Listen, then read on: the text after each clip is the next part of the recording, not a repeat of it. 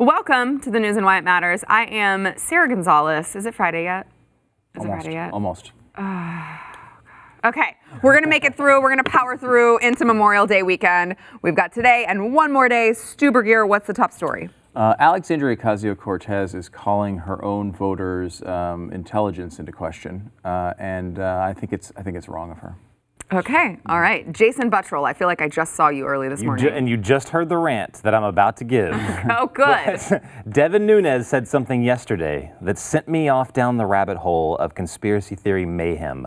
And I'm going to give the equivalent of a Glenn Beck chalkboard on this little piece of paper and hopefully condense it into 5 minutes. All right, thank you, Alex Jones. Andrew Heaton from Something's Off with Andrew Heaton. Hello, and happy Friday to you. I have not been paying attention to dates. I just woke up. They just shoved me onto set. They're like, talk about stuff. All right.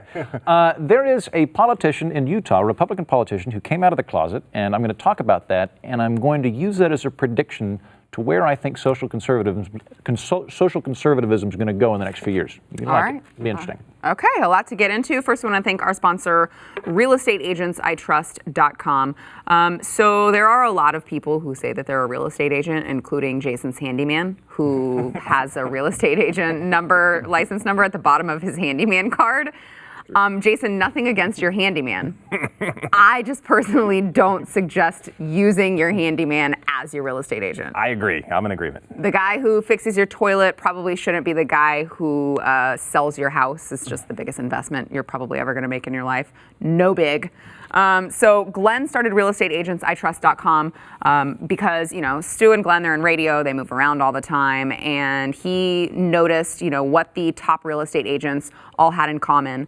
So he has this team, and they vet all of these real estate agents so that you don't have to. So wherever you are across the country, they have a real estate agent where you are located, and they are experts in the field. They do it full time. They share your values. They know where your family is going to, be safest and where your family is going to be happiest. So you can go to realestateagentsitrust.com. There is a real estate agent near you wherever you are if you are looking to buy or sell. Stu. AOC. Yeah, my girl, AOC. I'm trying to suck people in with the AOC because people like it, although this is actually kind of a different topic entirely. I know, but let me start with her. So she kind of famously came out and said, hey, we have 12 years to survive global warming. The world ends in 12 years. And again, I think they used to say Glenn was an apocalyptic guy. Mm-hmm. It's amazing that how they skate free on this one. Like, we used to have Stephen Colbert doing segments and just bashing Glenn because he thought there was a caliphate coming with ISIS, which wound up happening for a while. It's kind of an interesting part of that story. But global warming, you could say anything is going to happen. Everyone on Earth is going to die, and in a very short period of time. And by the way, really quickly, it's not just that they overlook her comments. They actually they also repeat them and recite them as well. Yes, very much so. So AOC said, 12 years we have until the world is going to end. Is kind of the way she phrased it. And while that's kind of a loose phrasing, she did over and over again repeat the claim that there's 12 years left for us to. 12 years is very specific. Very, very specific. Yeah. And you think she must be referring to something, right? Kind of. So she eventually got hammered on this so often because it's not, exactly clear what she's trying to say. So she came out and said this. This is a technique of the GOP to take dry humor and sarcasm literally and fact check it, like the world ending in 12 years thing. You'd have to have the social intelligence of a sea sponge to think it's literal. Now, again, when you're saying the number 12, it's not 10 years or 5 years, it's very specific. She's obviously referring to something. That I kind of did think, I understand end of the world as opposed to tipping point where we'll no longer be able to control is a little bit of a difference, right? But in reality, that's what she was saying. It was 12 years, and she was trying to get to some part of this. Well, the idea that if you have the social intelligence of a sea sponge, if you believe that and take that literally, is sort of a problem because a new poll is out and 2/3 of Democratic voters do take it literally. 67% think the U.S. has exactly 12 years to fight global warming, or we hit a tipping point that goes over and over again. It's an interesting thing, and it's one of these talking points I think is fascinating because it's just been repeated a bunch of times, and because it's not 10, or it's not soon, or it's not next century, it's 12 years. It kind of sounds official, it's kind of sounds like it probably means something, and people do take it seriously.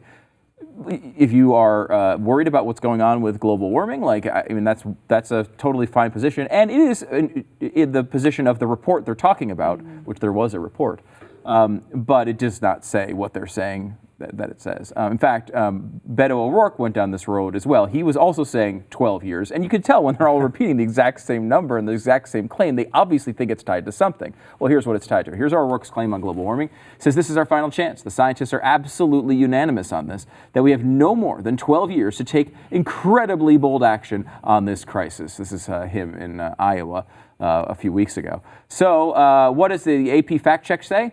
There is no scientific consensus, much less unanimity, that the planet only has 12 years left to fix the problem. AP actually said that. Yes, they did. And they decided to go to, I don't know, the people who actually did the report. Here they are. James Skay, he says, glad to clear this up. Co-chairman of the report and professor of sustainable energy at Imperial College London told the Associated Press. The panel did not say that we have 12 years left to save the world. And if you thought maybe this is a renegade rogue guy on this particular beat, no. Here's another one. This has been a persistent source of confusion, agreed Christy L. Ebby, director of the Center for Health and Global Environment at the University of Washington, Seattle. The report never said that we only have 12 years left. I think this is important because, and this is not, unfortunately, just something you can say about the left. It does happen on both sides. People get a hold of these little bits of information, and we kind of treat them as true, and never go back to skeptically look at the source or understand the context of it. I mean, to be fair, the context of that report is, hey, global warming's an issue. Like, they think it is going to be a problem. And so that is an okay thing for a leftist politician or any politician to come out and talk about. But this constant escalation towards the incredible panic that needs to occur because my opinion is so right and no one else should be listened to is a real problem in our discourse on both sides. Global warming to me is the clearest example of it because racism is really bad. Like income inequality and pay equity and all of these things that we talk about are bad. But like global warming is just so clear. It's the entire population of the globe being wiped out in one way or another. Like everyone's underwater. It's so over the top with the rhetoric.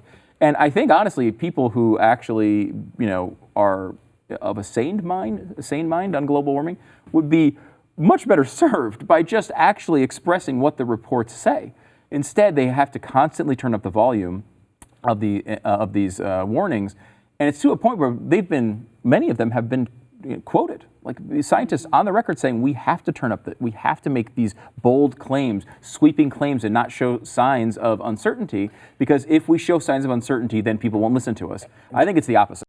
Changing rhetoric is kind of funny on how they turn up the temperature on it or keep people focused on it. And it's interesting. There was another story that came out, I think it was either today or yesterday, about how, who was it? It was it was NPR had changed their wordage on abortion to make it to where it didn't sound as just absolutely insane. Like anti-pro-life. Right. Basically. You couldn't say unborn baby. You had to say fetus.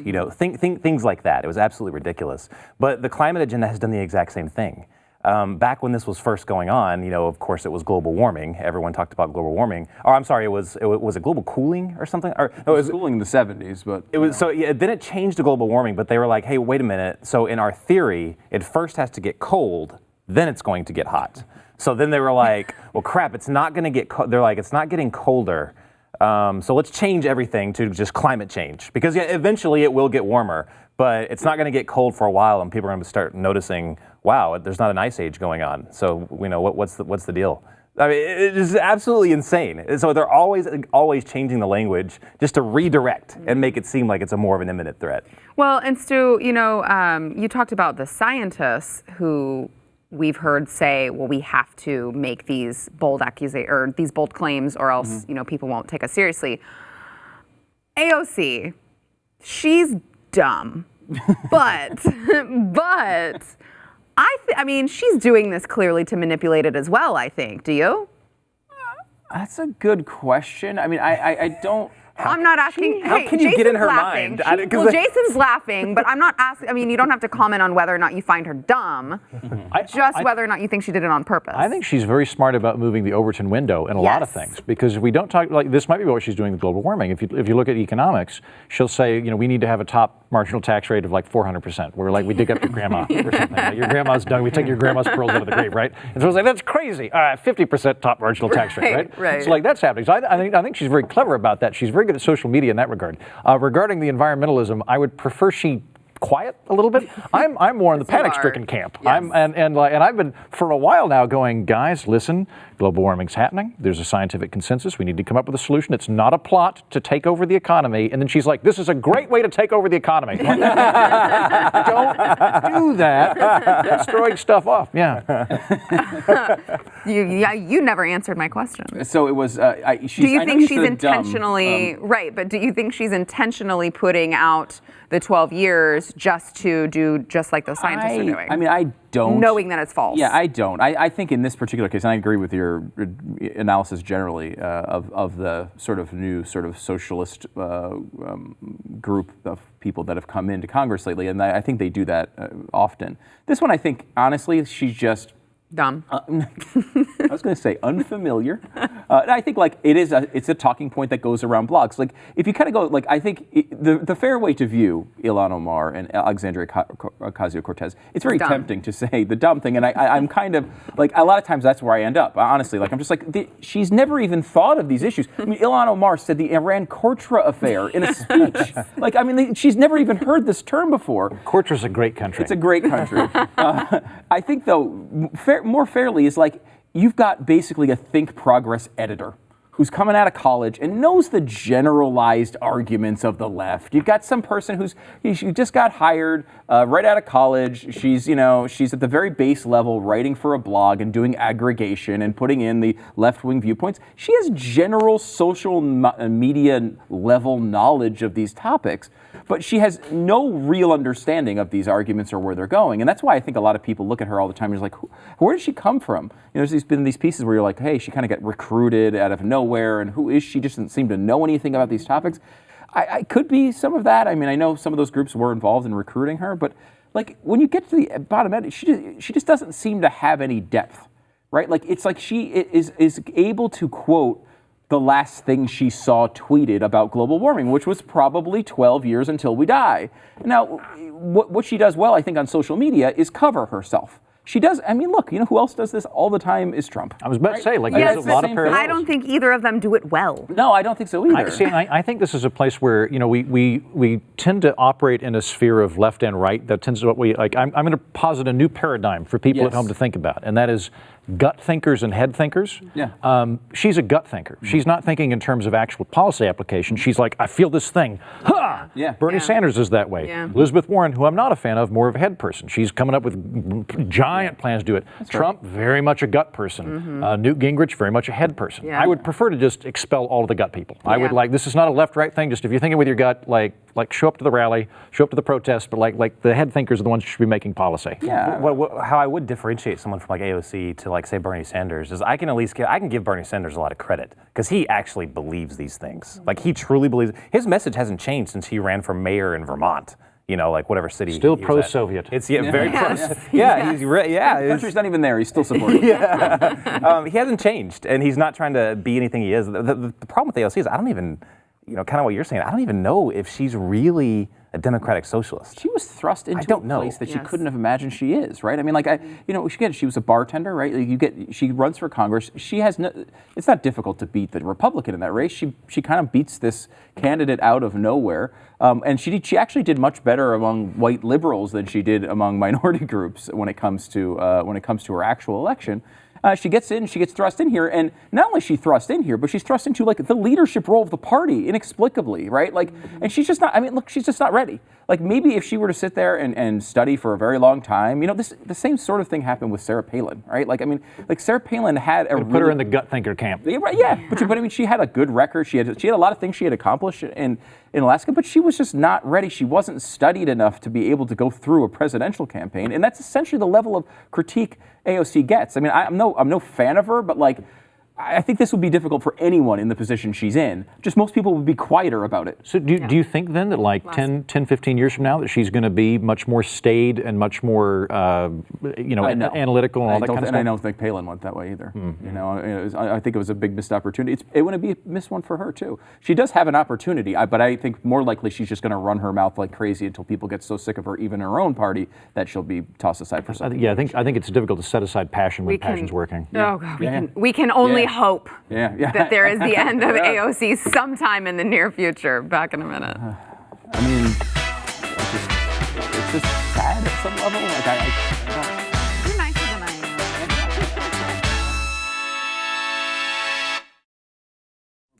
I am. Before we get to Jason's rant, I want to thank our sponsor, FreedomWorks. They are doing really, really good work right now when it comes to what's going on in the medical industry, the pharmaceutical industry. So, diabetes, Alzheimer's, cancer. There are really horrific illnesses out there that are affecting a lot of Americans. And, we have a lot of funds and a lot of energy with America's doctors and researchers going and looking to see what they can do to cure them. Unfortunately, there's some really bad policies being floated around by HHS Secretary Alex Azar, and their government-managed bureaucratic approach is going to set U.S. medical innovation back decades. It's going to screw up the whole system. Basically, they want, foreigners to dictate the cost of American medicine. What could possibly go wrong when foreign countries help do that? Price controls are not usually something that Republicans look at positively, but they seem to like these a little bit. Well, the Farm Bill. Oh, God. Don't even get started now. Here we go. But it's really, if you like socialism, cool. You'd probably like this policy. If you don't, which I hope is all of you, FreedomWorks needs your help. Go to freedomworks.org/news so you can tell Azar and Congress to fix patients, not prices, before Americans suffer from shortages and wait times. You can go to freedomworks.org/news to help out with that. We need all of you guys to do that. All right, Jason, rant incoming. It's happening now. So this is a ton of information, and some of this is not even going to make any sense because, good. So you really know how to tease the audience. Intros to the segment. That's my favorite part of the show. Yes. Well, so I'm going to go off for a long time, and you're not going to know what I'm talking about at the end of it. And then he started it with "it's happening," like he's telling us the beginning of the story is happening. Then the things he's going to say that don't make any sense. Well, let me explain that. So it's just so complicated because there's so many people involved. There's so many things that are so out there. You're like, what? Is that true? And it's all true. It's absolutely nuts. I'm going to have to give most of this over to Glenn. Oh my gosh, just get to it. I'm feeling a Glenn Hurry Chalkboard coming out of this. This is the only way it's going to be explained. I want a bit more prologue. Yeah, I need to be ushered into this by the show. No. So Devin Nunes said something yesterday. He said that the FBI and the CIA was hiding something on Joseph Massoud, and that he expected something to come out on that sometime in the near future. Now, what the heck does he mean, and who the heck is Joseph Massoud? Do you guys remember who Joseph Massoud was? I don't. No. So I know you know. Yeah, I didn't until this morning. So Joseph Massoud is what the entire Russia collusion investigation is all centered on. This is the guy, he's the Maltese professor that met Papadopoulos. Right. Great film. Yeah, I remember. And great film. So he met Papa D, and he's the one that said, hey, the Russians totally got all this, all these, thousands of emails from Hillary Clinton. Then Papa D supposedly went to this, Australian diplomat. He bragged about it, and then boom, the Russia investigation began. So everyone was, even if you read the Mueller report, it says that, this Joseph Massoud has, extensive Russian intelligence connections in the government and all this stuff. And you're like, oh gosh, who the heck is, Joseph Massoud?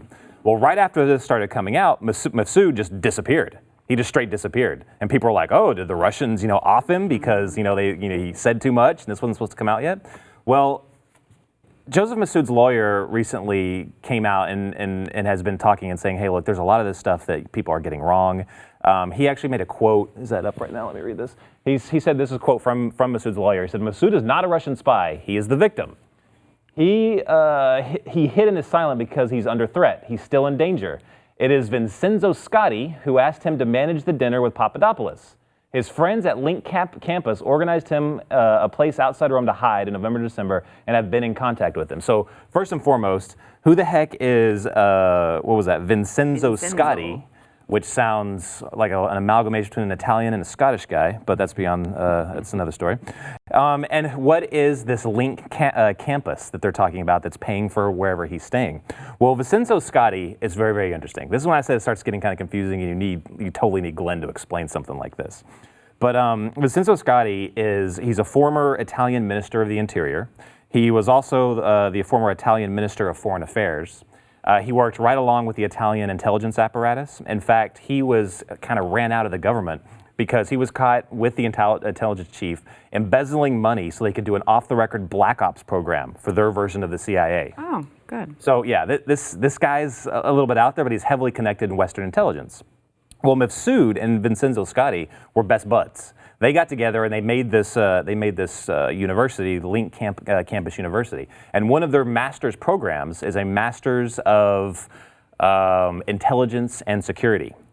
Now, pretty much every single intelligence agency in the world, if you're like part of NATO, they have conferences. They go and hang out. The FBI, CIA, they send their agents over there to learn and to also give speeches themselves at this university. It's a very, very weird place. In 2004, the CIA got together and partnered with Link Campus University to do a conference there where other intelligence professionals from MI6, places like that, or organizations like that, showed up. The deputy director of the CIA was there personally. There's more Western intelligence connections to Joseph Mifsud than there are Russian intelligence connections to Mifsud. In fact, I looked at them. The Russian connections to Mifsud are so mundane. They're absolutely mundane. The meetings that Papadopoulos said that he was working through with this guy to reach out to some of the Russians, they were all stupid, and none of them worked. Like the one where Mifsud said, yes, totally speak to this girl. She's Vladimir Putin's niece. No, she wasn't. He had no idea. A guy that had extensive Russian connections would know who Vladimir Putin's niece is, especially if he was setting her up. It was pretty obvious that this guy was completely incompetent in terms of Russia. There was another one where Mifsud supposedly was going to set him up with a Russian ambassador. Never happened. Again, he set him up with somebody else that said, hey, just why don't you go to the Russian embassy and ask them, basically. That was the extent of the Russian connections. The only people that he really reached out to were people in the academic field in Russia. And that was, again, kind of like a collaboration to try and get a branch of their university in Russia, which never happened, probably because they knew how infested it was with Western intelligence people. This Link Campus University is like crazy shady. Joseph Mifsud also has We've got about a minute here. Has a relationship. Almost done. Also has a relationship with the State Department. The State Department invited him over to the United States to speak at a conference. So I'll boil it all down to this. So either the CIA, the FBI, the State Department, high echelons within the U.S. government, either they just didn't know that this guy was kind of like a Russian spy, or they were using him for something else. It's got to be either one. Either they were incompetent, and they should answer to that, or they have to explain why the person they were working with was the one that dumped this information and said, hey, the Russians who I've been talking to have all this information, just so you know, just so you might want to use it. So we should redo the Russian investigation. Yes, Mueller 2, the sequel. Mueller 2, yeah. What I'm saying is Spygate might actually be a thing. I mean, I thought this was just completely tinfoil stuff. But I'm telling you, there's something very, very shady going on with this guy. And if you go and look at Papadopoulos' Twitter, I know we talked about this morning, he is saying some really interesting things that kind of give credibility to what you're saying, Jason. And he is like, release the FISA warrant. Let everyone see what is in there because they were doing all of these shady things. And I want the American public to know. I mean, that would go into exactly what you're saying. My opinion on Papadopoulos is he's a braggadocious, like, trying to make himself bigger than he is. They identified him as that, and they just started feeding him information they knew would filter back. Yeah. Pretty simple. Yeah. All right, back in a minute. Thank you once again, Alex Jones.